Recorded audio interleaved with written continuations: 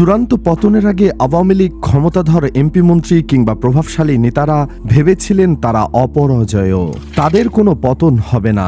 কিন্তু আল্লাহ দেখিয়ে দিয়েছেন তিনি ছাড় দেন কিন্তু ছেড়ে দেন না। আওয়ামী লীগ সরকারের পতনের পর শেখ হাসিনার ঘনিষ্ঠ অনেক এমপি মন্ত্রীরা গ্রেপ্তার হয়েছেন। বর্তমান তাদের অবস্থান কারাগারে। ক্ষমতায় থাকা অবস্থায় তারা এতটাই শক্তিশালী ছিল যে প্রশাসনও অনেক সময় তাদের বিরুদ্ধে ব্যবস্থা নিতে সাহস পেত না। অথচ গ্রেফতারের পর আজ তাদের অবস্থা এতটাই করুণ যে এসব এমপি মন্ত্রীদের দেখলে চেনাই যায় না। ওদের দেখলে মনে হয় আল্লাহর কোনো এক গজব নেমে এসেছে তাদের ওপর। আমাদের ভিডিওতে আলোচনা করব আওয়ামী এমপি মন্ত্রীদের করুণ অবস্থা সম্পর্কে। চলুন কথা না বাড়িয়ে একে একে তাদের বর্তমান করুণ অবস্থা জেনে নেই। তোফায়েল আহমেদ স্বৈরাচারী আওয়ামী লীগের একসময়ের দুর্দণ্ড প্রতাপশালী নেতা ছিলেন তোফায়েল আহমেদ। তার ভয়ে বাঘে মহিষে এক ঘাটে জল খেত। সময়ের পরিক্রমায় আজ তার কি দশা হয়েছে দেখুন। তোফায়েল আহমেদ এখন নির্বাক, ভাবলেশহীন, স্মৃতিশক্তি হারিয়েছেন অনেক আগেই। এর মধ্যেই তার উপর জারি হয়েছে গ্রেফতারি পরোয়ানা।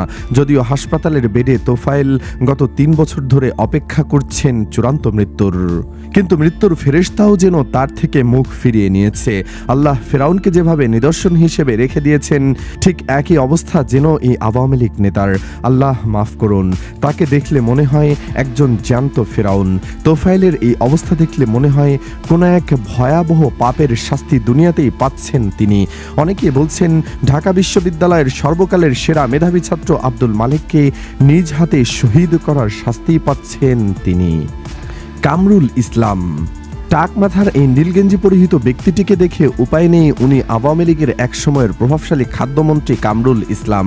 গরিবদের খাদ্য সহায়তার নামে হাজার হাজার কোটি টাকা মেরেছিলেন তিনি, কিন্তু আল্লাহর বিচারে আজ করুণ অবস্থায় মন্ত্রীর। তার নামে এরই মধ্যে অন্তত 40 থেকে 50টি মামলা হয়েছে। এসব মামলায় তাকে কিছুদিন পরপরই কারাগার থেকে আদালতে আনা নেওয়া করা হয়। তারই অংশ হিসাবে সম্প্রতি তাকে ঢাকার আদালতে তোলা হয়েছিল। আর সেখানকার হাজতখানার টয়লেটে গিয়ে পড়ে যান কামরুল। তাতেই কেটে যায় তার মাথা। তবে মাথা কাটার থেকেও তার শারীরিক পরিস্থিতি দেখে অবাক হয়েছেন দেশবাসী। একসময় দাপটে এই নেতা, এখন তার অবস্থা খুবই খারাপ। তার শরীর শুকিয়ে অর্ধেক হয়ে গেছে। এতটাই বাজে অবস্থা যে লাঠি দিয়েও চলতে পারেন না। দুপাশ থেকে দুজন না ধরলে তিনি দাঁড়াতে পারেন না ঠিকমতো।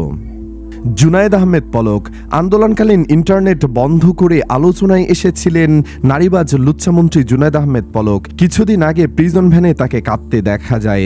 তরুণ বয়সে এমপি, এরপর মন্ত্রী, এখন জেলখানায় চোখে পানি। জেলখানা অনেকটাই কবরের মতো, কেমন দম বন্ধ হয়ে আসে। অথচ এইরকম একটা জেলের একটা ছোট্ট খোপে বন্দী হয়েছেন একজন মন্ত্রী। সেখানে কথা বলার মতো মানুষ নেই, মোবাইল নেই, দিন রাতের হিসাব নেই, কত বছর থাকতে হবে তার ঠিক নেই। হয়তো বাবর সাহেবের মতো বৃদ্ধ বয়সে, তারপর দল থেকে বাতিলের খাতায়। একটাই তো জীবন, অথচ তার কি নিদারুণ অপচয়। ক্ষমতায় থাকাকালীন কি ছিল না এই মন্ত্রীর? গাড়ি বাড়ি, লোকজন, কর্মী, ক্ষমতা, টাকা, অথচ এখন প্রিয় স্ত্রীও সাথে নেই। এই ছবিটি একটা চরম শিক্ষা। এখন যারা ক্ষমতায়, আগামীতে যারা ক্ষমতায় আসবেন তাদের জন্য। কত প্রভাবশালীরা এখন চুপসে গেছে, কেউ সালাম দেয় না, ভালো মন্দ জিজ্ঞেস করে না, অথচ আগে কি সম্মান। এই পলক যে হাসিনার জন্য এসব করেছে, তারা গোষ্ঠী শুদ্ধ দেশ ছাড়া। হাসিনার একজন আত্মীয় গ্রেফতার নেই, আটক নেই। এর আগে লুৎফুজ্জামান বাবরকে দেখেছিলাম, কি প্রভাব, স্বরাষ্ট্রমন্ত্রী, সে এখন কারামুক্ত হলেও দলের কোথাও নেই। চিকিৎসার জন্য এদেশ সেদেশ, ক্ষমতা চিরস্থায়ী নয়। প্রিজন ভ্যানের বাইরে থেকে পলকের যে বিধ্বস্ত চেহারা দেখা যায়, তার এক্সপ্রেশনে কত সহজে বোঝা যায় যে সে কতটা বিধ্বস্ত এবং কতটা বিপদগ্রস্ত। হাজী মোহাম্মদ সেলিম পড়ালেখা মাত্র 9ম শ্রেণী পর্যন্ত, তবে পাশ করেছেন কিনা জানা নেই। এক সময় ছিলেন পান বিক্রেতা, সেখান থেকে হয়ে যান মাফিয়া ডন। পান সেলিম হয়ে যান হাজী সেলিম।